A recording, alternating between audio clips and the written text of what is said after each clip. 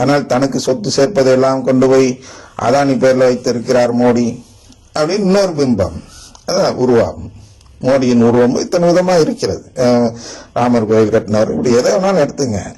அதுபோன்று நாம் கடவுளுக்கு பலவிதமான பிம்பங்கள் உருவாக்குகிறோம். அந்த பிம்பம் குறித்து சொல்கிறார், அது எந்த விதத்தில் இருந்தாலும் உனக்கென நீ அதை செய்யக்கூடாது.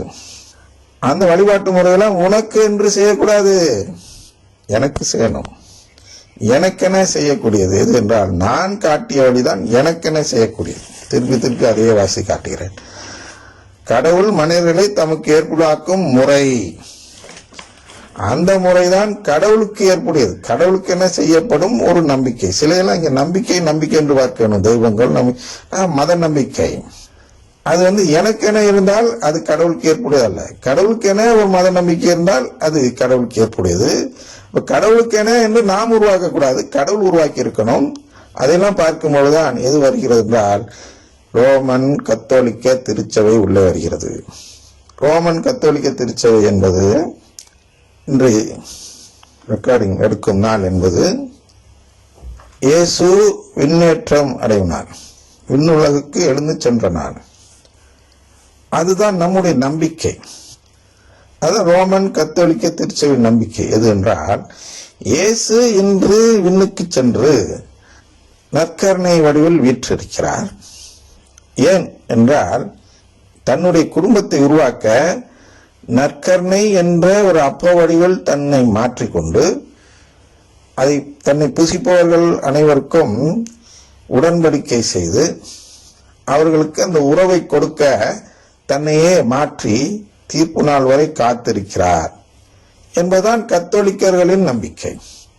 இந்த நம்பிக்கை தான் கடவுளுக்கென நாம் வைத்திருக்கும் நம்பிக்கை. ஏன்னா இவர் என்ன சாப்பிட்றாரு, நற்கருணை சாப்பிட்றேன், என்னை கொண்டு போய் கடவுள் குடும்பத்தை சேர்க்கிறாரு, அது எனக்கு ஒன்றும் பணம் கொடுக்காதே, எனக்கு என்ன அதுல ஆதாயம் இருக்கு அப்படின்னு பார்த்தா எனக்கு ஒன்றும் இல்லை, கடவுளுக்கு தான் இருக்கு. அதனால அது சொல்றார், உனக்கென நீ சிலையை செய்யாது, நீ உனக்கென ஒரு வழிபாட்டு முறையை செய்து கொள்ளாதே, எனக்கென நீ செய்ய வேண்டும் என்றால் நான் உருவாக்கியது என்றால் நற்கருணை வழிபாடு. ஆனால் நற்கருணை வழிபாடு இல்லாத வழிபாட்டு முறைகளை வழிபடவோ அவற்றுக்கு பணிவிடை புரியவோ வேண்டாம் அப்படிங்கிறார். ஏனெனில் நானே உன் கடவுளாகிய ஆண்டவர். யாரு? இந்த நற்கருணை ஆண்டவரே உன் கடவுளாகிய ஆண்டவர். வேற்று தெய்வ வழிபாட்டை, வேறு விதமான வழிபாட்டை சகிக்காத இறைவன்.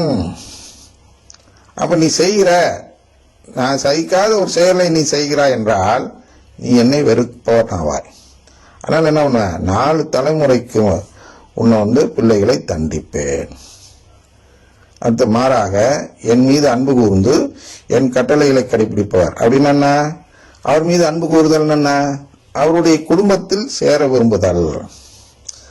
அவருடைய குடும்பத்தில் சேர விரும்பி அதன் மூலம் தான் அவரை அன்பு கூறுவது வெளிப்படுத்தும் பொழுது என் கட்டளைகளை கடைபிடிப்பேன்.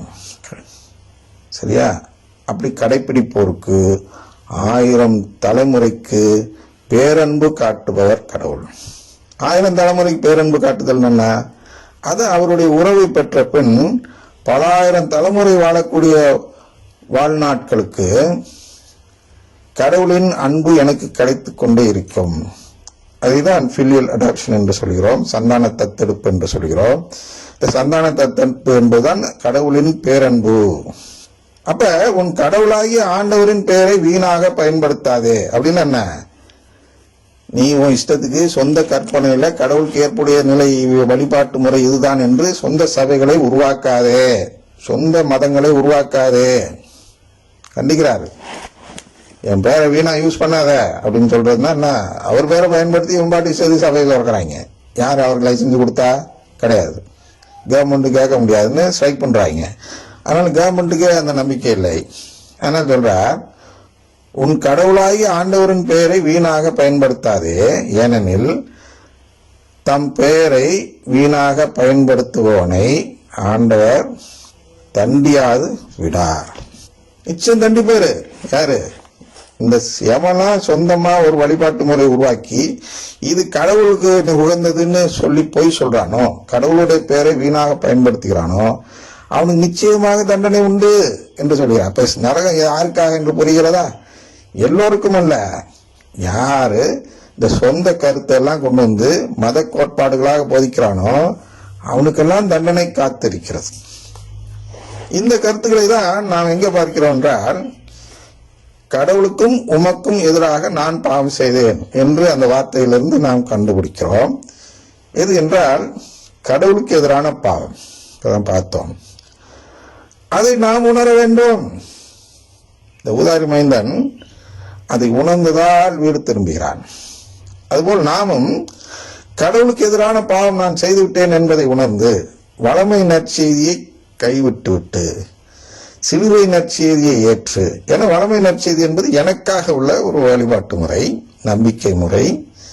சிலுவை நற்செய்தி என்பது கடவுளுக்காக உள்ள ஒரு வழிபாட்டு முறையும் நம்பிக்கையும் ஆகும். எனவே அதில் நாம் நுழைந்தால் இது போன்ற மனப்பாவ மன்னிப்பு கேட்பவர்கள் என்ற நிலைக்கு வருகிறோம்.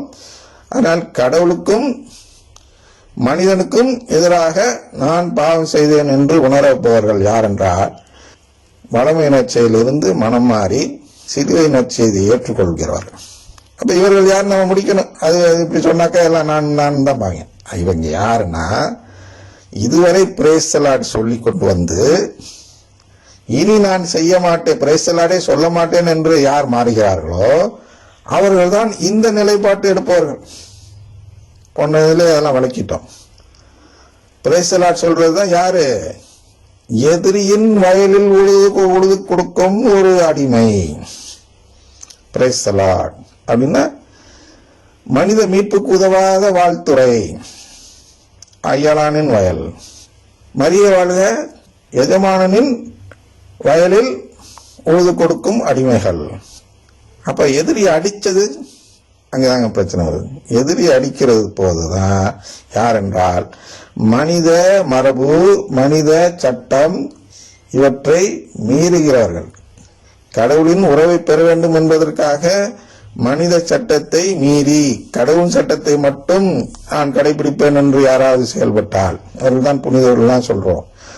அவர்கள் அப்படிப்பட்டவர்களை தான் சமுதாயம் வெறுக்கும், பகைக்கும், எல்லாம் செய்யும். அதனால அவர்கள் வேத சாட்சிகளாகவோ வேற விதத்திலோ கஷ்டப்பட்டு இறந்து போவார்கள்.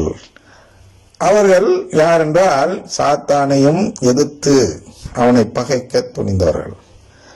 ஆனால் இந்த கடவுளுக்கும் உமக்கும் எதிராக பாவம் எப்ப செய்யறோம்னா மனிதனுக்கும் வாழ்த்துறை கூறும்பொழுது. பிரேஸ் தி லார்ட் சொன்னா, நான் கடவுளுக்கும் எதிராக செயல்படுகிறேன், நான் எவனை வாழ்த்துறனோ அவனுக்கும் இந்த தண்டனையை பெற்றுத் தருகிறேன். அதான் 2 பேருக்கு எதிரான பாவம் செய்தார். அதை புரிஞ்சுக்கிட்டு அனைவரும் மனம் மாறுங்கள். தந்தை, மகன், தூயாவின் பெயராலே ஆமென்.